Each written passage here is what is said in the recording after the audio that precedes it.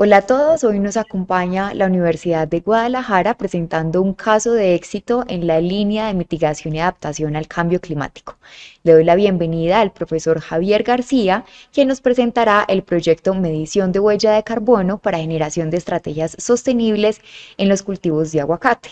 Profesor Javier, quisiera iniciar esta conversación contándonos un poco sobre en dónde se hizo esta medición y por qué se eligió los cultivos de aguacate.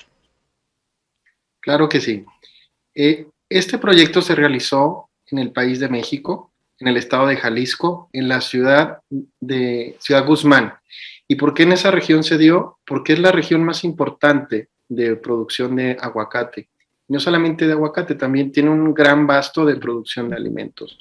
Entonces, tener ahí un ejemplo que pudiéramos tener en alimentos y su bajo impacto al medio ambiente, pudiera darse una replicación más fácil y de forma de epicentro. Perfecto. Quisiera saber un poco cuál fue la metodología que se implementó para hacer la medición de la huella de carbono.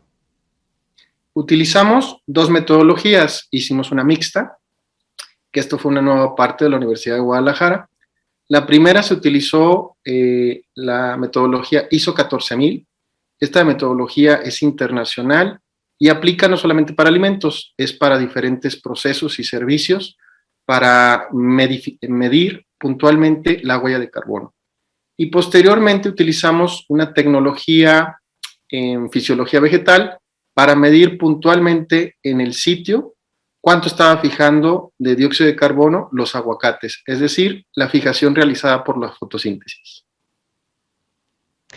Perfecto. ¿Cómo ha sido ese proceso de transferencia de conocimiento de los resultados de la investigación a los productores?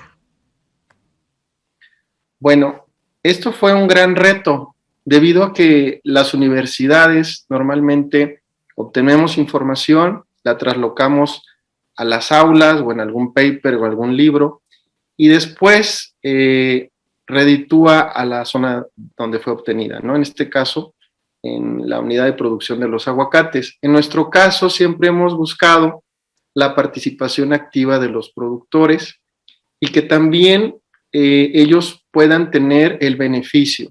Entonces, la confianza que tuvieron de ellos para este proyecto fue vital para desarrollarlo.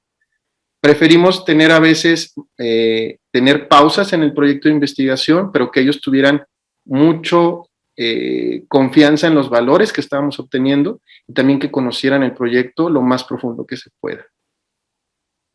¿Cuál fue ese trabajo interdisciplinar? ¿Cuáles fueron esas áreas del conocimiento que estuvieron colaborando para realizar el proyecto? Bueno, dentro de este proyecto, como queríamos que tuviera un beneficio social con ellos, no solamente obtuvimos los datos de medición de huella de carbono por producción de kilo de aguacate o por tonelada de aguacate, sino también queríamos darle un valor agregado al productor.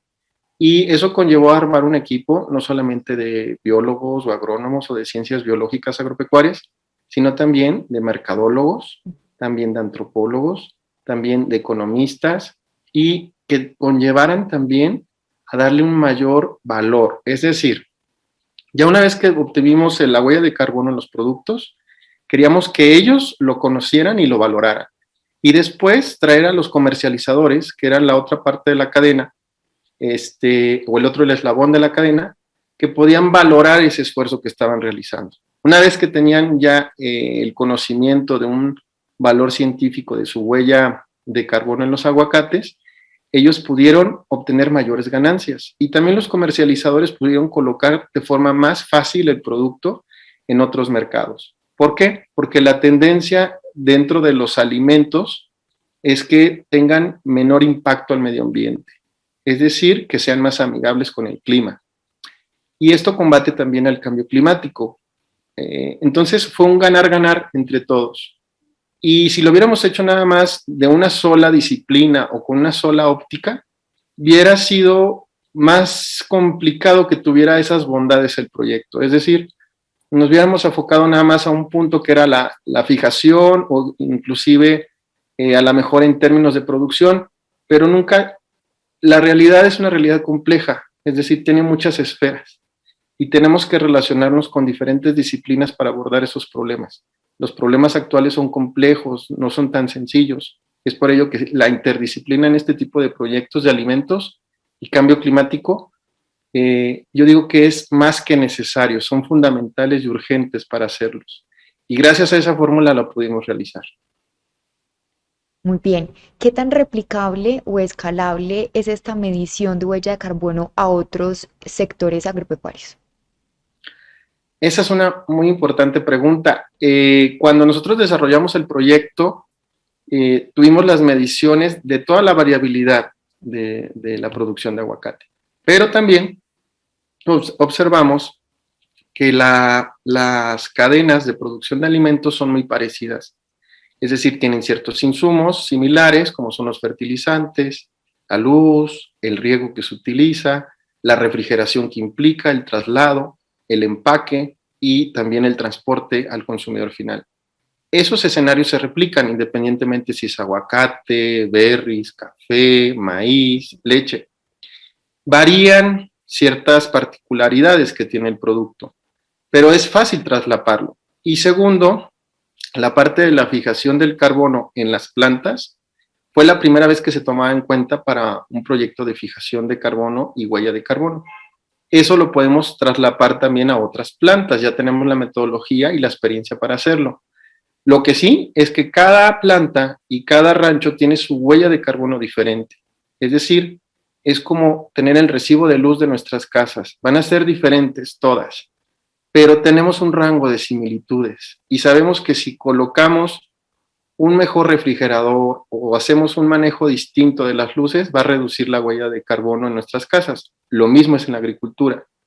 Entonces, nos da la facilidad de extrapolar este estudio no solamente a las regiones de México, sino internacionalmente. Y esto es una ventaja para todos los consumidores, porque podemos tener alimentos más sostenibles, más saludables y de menor impacto.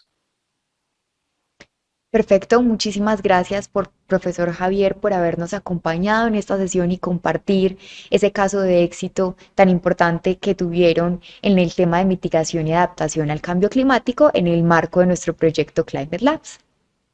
Un gusto. Hasta luego.